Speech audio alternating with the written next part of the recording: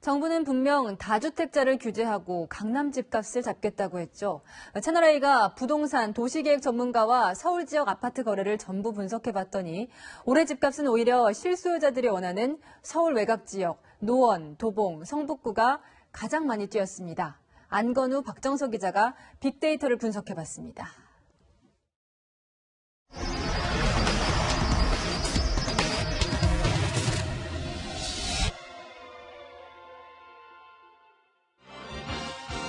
어린 시절 하던 부동산 보드게임의 법칙. 땅을 산다. 그리고 내 집을 많이 가진다. 반대라면 질 확률이 높아지죠. 확실한 승기를 잡을 곳은 서울. 누구나 들어가고 싶어 해도 누구에게나 문이 열리지는 않습니다. 이미 게임판을 아예 참여도 못하는 상황인 것 같습니다. 주자들의 땅 따먹기 지금은 정말 포기하는 시간이 되어버렸죠. 모두가 살기 원하는 서울이지만 입성하는 길은 캄캄합니다. 내 집 마련의 꿈을 잠시 접었다는 또 다른 직장인.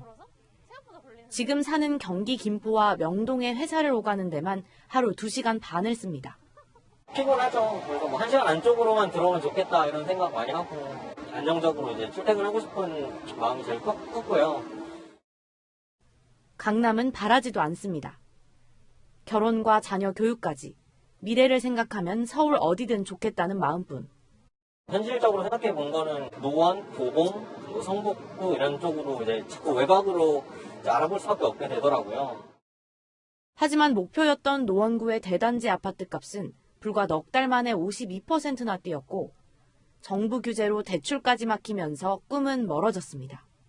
은행 뛰고 하면 작은 집에서라도 서울에서 시작할 수 있겠다 이런 그런 꿈을 가지고 있었는데 좀 어려워지는 것 같아요. 서울이란 지금은 가지고 싶지만 가지지 못하는 약간 별 같은. 그럴 수밖에 없었습니다. 코로나19 여파로 매매가가 저점이었던 지난 4월과 비교해봤을 때 8월 서울 아파트 값은 17% 올랐습니다. 강남구는 18% 올랐는데요. 이 문제는 서민 주거지로 불리는 곳들이 더 크게 뛰었다는 겁니다. 이른바 노도성, 노원, 도봉, 성북구 모두 20% 넘게 집값이 뛴 겁니다. 그래서 저희가 실제로 거래된 데이터를 모두 분석해 보았는데요. 이 강남 3구가 4만 채 조금 넘게 거래가 됐는데 노원, 도봉, 성북이 5만 3천 채 가까이 거래가 된 겁니다. 가격은 치솟는데 사려는 사람이 많았던 이유, 뭘까요?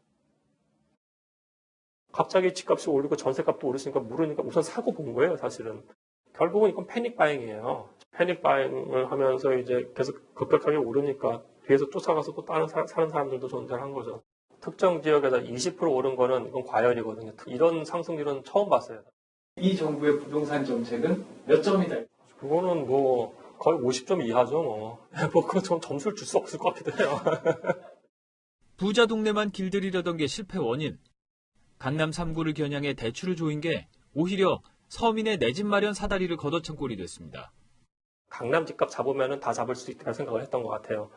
그러기 위해서 여기에 이 지역에 대한 어떤 정책을 냈는데 그게 모든 시장에 다 영향을 끼쳐버리게 된 거죠. 서민 동네까지.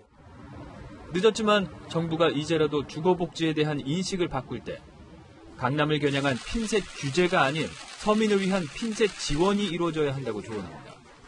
95%까지 대출을 할 수 있는 시스템 만들어주고요. 30년짜리 굉장히 저리의 몰기지 나왔으면 좋겠어요. 매도 시점에 수익 같은 것들을 배분을 한다든지 아니면 자기가 냈던 이자를 그때 내게 한다든지 그러니까 다양한 파이낸스 방법들이 있어요. 그거를 우리가 개발을 해야 될때요. 못세게 하는 게 아니에요.